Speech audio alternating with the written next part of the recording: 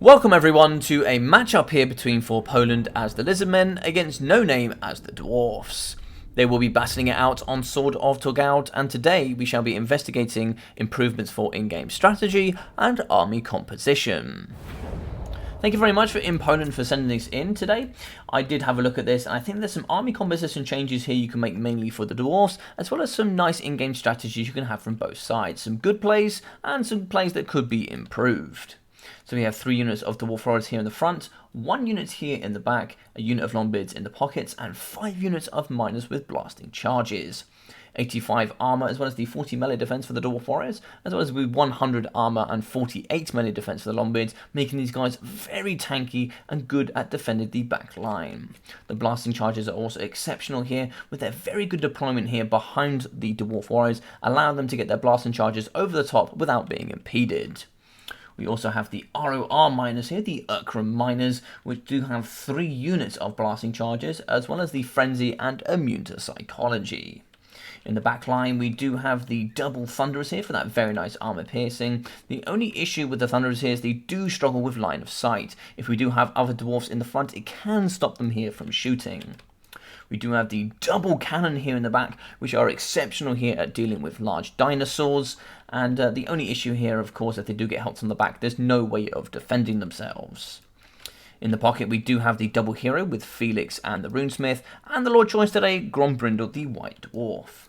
So the well-picked Felix here today, which has some good abilities with Helping Hand, and the free ability Blood Oath, giving that restoration of hit points when he's in melee combat there to a Lord and Hero. We do have the Runesmith today, and I very much like the Runesmith, although I do think he has brought a few too many items here today. He has brought the Hammer of Karak Duraz, which is a very good item, although I do think you could go with or without it. I think I'm a little bit on the fence with it, but it does last for a massive 50 seconds. It can be popped on any unit, Lord or Hero. I really like Runa of Negation. I think it's a must pick alongside Runa of Wrath and Ruin, but the other 3 spells with Runa of Oath and Steel, as well as the Forged Fire and Master Runa of Groth One Eye, they're probably 3 items you can live without. So the +8 leadership is very good at countering Freya, which is a -8 leadership, but I don't really know if it's worth the cost because Dwarfs already have a very high leadership pool. The extra armor piercing is good, but I don't think it's worth the money. And also Rune of Oath and Steel is good, but dwarves have lots of armor. Here for Grombrindle today, I like the Grombrindle pick a lot. He is unbreakable, lots of armor piercing and that magic attack as well. He does have Flash Bomb, which is the -24 melee defense, and the very nice slow in that 30-meter radius. He also has Foe Seeker, Grombrindle has no fear, and both of his items here, the Rune Helm of Zufbar, alongside the Rune Axe of Grombrindle. The Rune Axe of Grombrindle does cost 230. I'm not particularly sure it's worth its value, and it's the same cost for the Rune Helm of Zufbar. Same problem, I don't really think that the dwarves here need that leadership, and being they're 230 each, if you combine them, that's enough to buy another unit of Dwarf Warriors. I don't know if both of these items are going to give enough value that you could get from a single unit of Dwarf Warriors. Also, I don't believe Foe Seeker is worth the 76 cost that you pay for it. I think it's good nonetheless, but I think you could live without those 3 items. And the 3 items from the Runesmith, if you drop those as well, you could save as much as 890 value. And if you also drop the hammer, you can save up to 1035, which you could either get 2 lots of Dwarf Warriors and some pocket change, or you can get, 3 units of Miners with some pocket change. You can get lots more infantry here to protect this back line. But it's just some thoughts there. I don't particularly think you're going to get your damage value for them, but we will go into the analysis after the battle. Over here in the back left, we do have 2 units of Sneaky Chameleon Skinks here for the Lizardmen. These guys are very good with their 48 speed and that poison, with the fire whilst moving and Strider, making them impossible to catch here for the Dwarfs, only able to be dealt with by range. We also have the double Pterodon Riders here in the back, including the Fork Sentinels here today. These guys are very good and almost must picks here against the Dwarves, as they do have their very good rock drops. The RR here with the Fork Sentinels also have the Sundering, meaning it gives -30 armor when they're dropped for up to 30 seconds, making these guys a fantastic pick. They also get that 20% physical resistance that you don't get from the normal Pterodon Riders. So some very good stuff there. These guys are very weak to armor, so very susceptible to Quarrelers and co. For the front line here, we do have 5 units of Red-Crested Skinks. These guys are very good with the armor piercing as well as that very good poison. We also have the special ROR, the Cohort of Sotek, which have the brilliant Refuse to Die, that Frenzy, and the Unbreakable status. In the back line, we have 4 units of Monstrous Infantry here, with the Croxagores, which are the armor-piercing, bonus infantry, anti-infantry, and they're exceptional at dealing with Dwarf infantry. We also have the lore choice today, which is the Croxagore Ancient. This guy is absolutely fantastic, coming in with a few very good abilities, including Miasma of Despair, giving that negative to leadership and all the good stuff, as well as Monstrous Strength for the bonus infantry and armor piercing, the Horn of Kygor, and the very nice Amulet of Itzel, giving a massive plus 66% damage resistance. In the back today, we do have the Skink Priest of Beasts. We will be summoning those Transportation of Gadons for those very nice terror-causing manticores. Also having the Amber Spear for those nice magic missiles. So a very nice army here coming in for the Lizardmen. We'll drop a little bit more into the army composition after the battle. So if we do pop over here, we will be able to see quite a few units coming in the front, and we're going to see those cannons get some very nice damage value off the rip. So we will push through nice and quickly. We will see actually the Chameleon Skins come to the back and do some good shooting. I like the target of the cannon here. Rune of Oath and Steel will be going down to protect them. But nice and early on here, you are going to see a little bit overextended is going to be the Fox Sentinels. They're going to get in nice and early here, and they are going to get shot by the Thunderers. They needed to be a little bit more patient here on the periphery and just wait for this front line to hit at the same time so they could get in here damage free. Now what I do want to see is if the Dwarf Runners do push out, maybe try and see if you can get some Community Skinks around the back and just keep shooting into the cannon crews. They only have 40 armor and you can do some very good damage value up against them.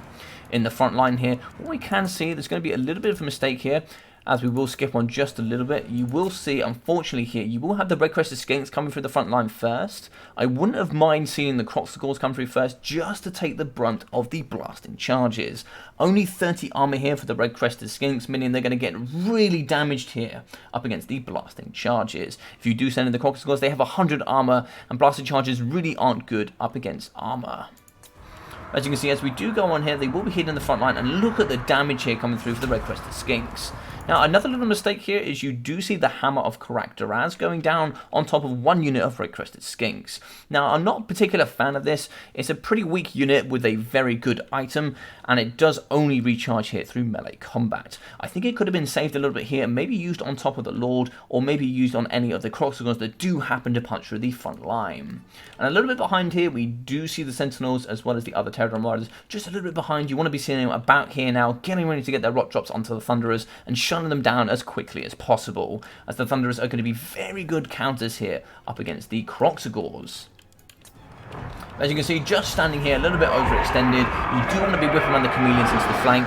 And one thing I will mention here, although they are going to be punching through the front line, the position here for the Dwarfs is excellent, as they are going to be using this building here as a nice right side flank defense. You can't be pushing through here if you are the Dinos, but at the same time, if he had rotated around the right hand side here, the Dwarfs would not have been able to shoot him through the buildings. That's just something to take into account there, and some really nice positioning here and map awareness from the Dwarfs. We do have a very nice Feral Manticore here in the sky.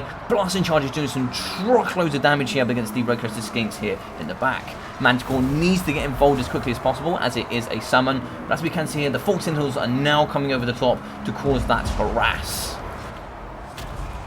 As we can see here, coming straight into the back, these Fork Sentinels will be getting some very good damage value here up against the Thunderers. The rock drops do a tremendous amount of damage here up against these guys, already making them waver, and the 20% physical resistance is going to allow them here to finish off the Thunderers without taking any damage. As we can see here, the Feral Manticore is still there in the sky. This guy does need to get moving as soon as possible, and we do have a unit of Croxagores here just on the flank. They do need to be getting in and helping. They can even flank around the side here and start pushing through the Dwarf Warriors.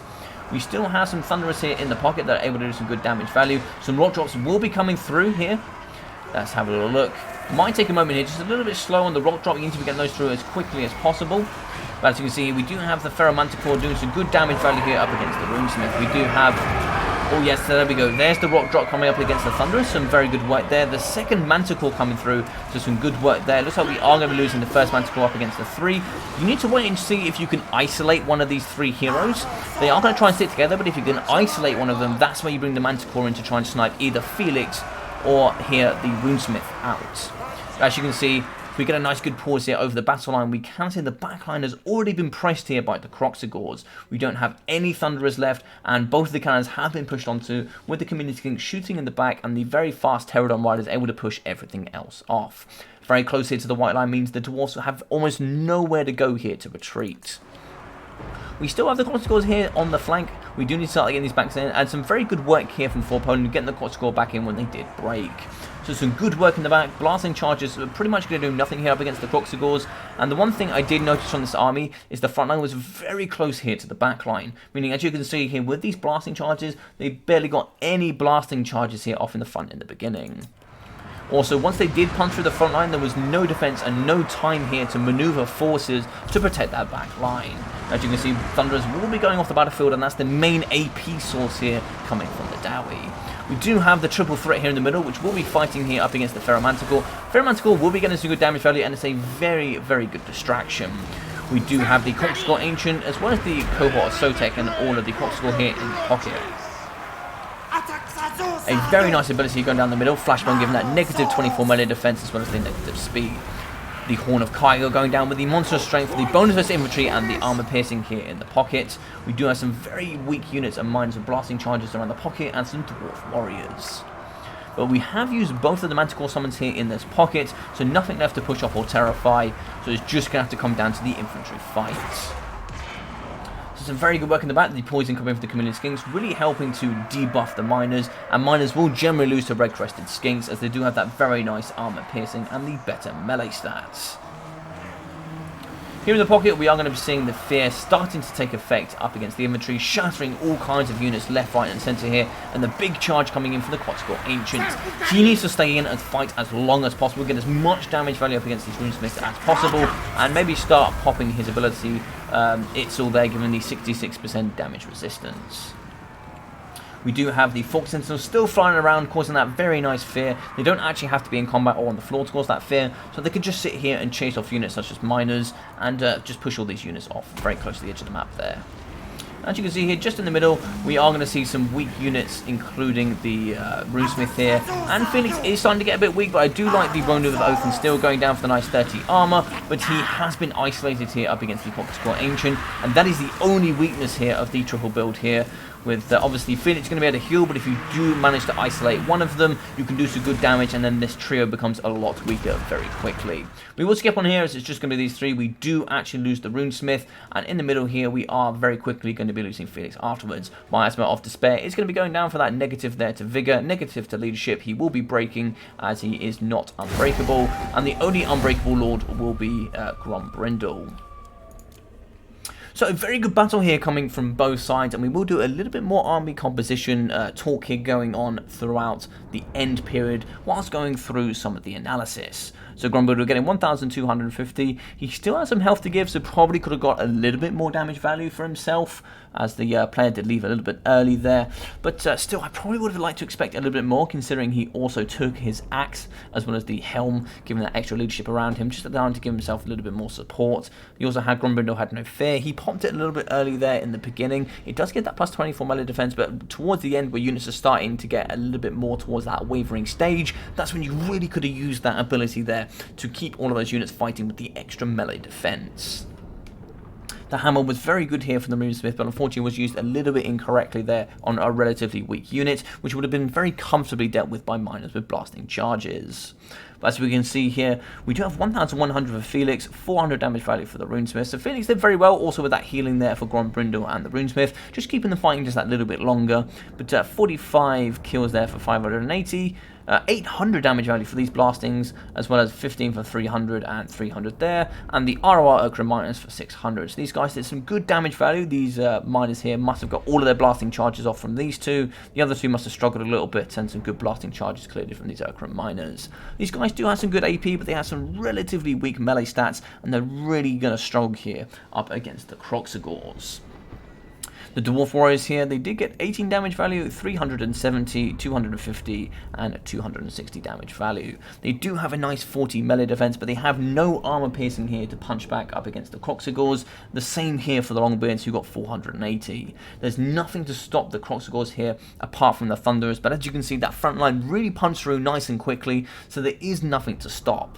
And of course, if you do take Dwarf Warriors, as well as Longbeards here with their great weapons, they do cost an extra 50, but as I said in the beginning, coming from the Runesmith as well as Grombrindle, there was an extra 1,035 cost there that was spent on certain items. So if you managed to save that, you could have got some more, maybe some more Dwarf Warriors with great weapons, maybe some more Longbeards with great weapons. You maybe could have upgraded these to great weapons and brought 2 Longbeards with great weapons. That would have been very good there at dealing up with the Kroxigors.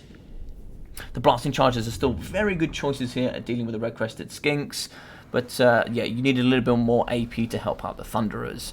Or maybe even just going a little bit wider there, making a little bit more staggered front line, and maybe making it a little bit wider to have a little bit more room between the Dwarfs here and the Lizardmen, allowing the Thunderers to have that more time to get more damage value out.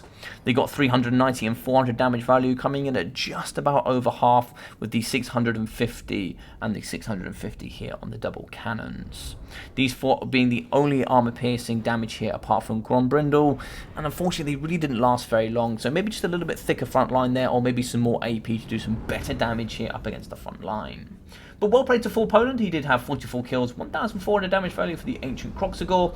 He also had 550, 600, 840, 500 and 940 damage value for the Red-Crested Skinks. The Red-Crested Skinks all comfortably paid for each other. Of course, some of them would have been dealt here with a few blasting charges. These guys costed 600 for the armor piercing, as well as that very nice poison. They are extremely good. The only one thing they could have improved there is obviously having the Kroxigors going forward and taking the blasting charges, and then getting in the Red-Crested Skinks just to deal with that nice infantry, including the miners.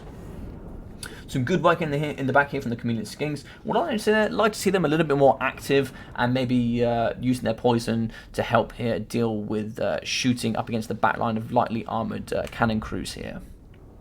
But some very good rock drops here from the Pterodon Riders as well as the Fork Sentinels. 800 damage value and 660. And these guys are exceptional with their fear and just pushing off with their mobility here up against these slow Dwarfs. So a brilliant army composition here coming in from Forpoland. I do like the Red-Crested Skinks, they're very good, but you do need to assist them going through. And as well at the same time, the Kroxigors do need some help then in the infantry front line. They're really not very good at fighting on their own.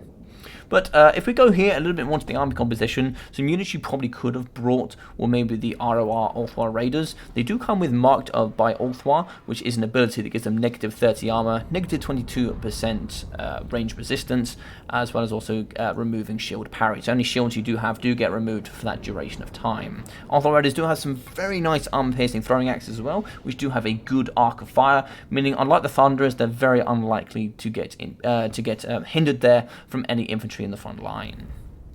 Trollhammer torpedoes are also very good at dealing with Kroxigors. They're also very good at dealing with Pterodon Riders and any large dinosaurs. They are some of the best bonus first large, anti-large armor-piercing missiles in the game. They also have a massive 125 armor, which means the rock drops do a lot less damage up against them. Two other units you could talk about as well is Dragonback Slayers. Dragonback Slayers are almost like Slayers in general, or just considered cav here for the Dwarfs, and they're very good at dealing with Pterodons. They also, if you have the ROR, the Dragonback Slayers, they have their ability which gives that negative 36% speed. So if you do see something that's maybe a little bit overextended, you could pop either the rune there of slowing, or you could maybe even pop Grombrindle's Flash Bomb just to slow them down and use the Slayers to keep them in that tight-knit pocket and destroy whatever you need to get rid of in that moment. Rangers are also very good here at dealing with units such as Chameleon Skinks that have that poison. Both of them here, including Rangers, actually have Stalk, so the Chameleon Skinks here do have to get nice and close before they can shoot, and obviously the Rangers will see them, and with increased range they will do some good damage value. They also have Bronze Shields, which makes them very good at dealing here up against the Chameleon Skinks. So just some ideas there you could throw around. For that extra 1,000 gold, you could maybe put an extra couple units of Rangers in. Maybe think about the Ulthwar Raiders, maybe some Trollhammer Torpedoes, or some Dragonback Slayers, or maybe just increase here for a little bit extra armor piercing. But unfortunately, that front line didn't hold as long as it needed to, as unfortunately, once the blasting charges have gone for the miners, they really don't have very good stats. But guys, I hope you enjoyed this video and all the analysis that came with it. If you did, please leave a big thumbs up. I'd really appreciate that. Drop a comment down below about what you guys thought about the battle and any ideas you have as well. If you are new here, maybe think about subscribing. I'd really appreciate it, as it really helps raise the YouTube channel. If you're already awesome and you have subscribed, maybe share this video with somebody who you think might enjoy it as well. Down in the description down below, you can find my Discord, where all of you guys can join and talk about all things Warhammer and meet all of the awesome guys here in my community already. I've been your boy Logic. I hope you've enjoyed your stay, and I'll hopefully see you in the next video or live stream. Take care.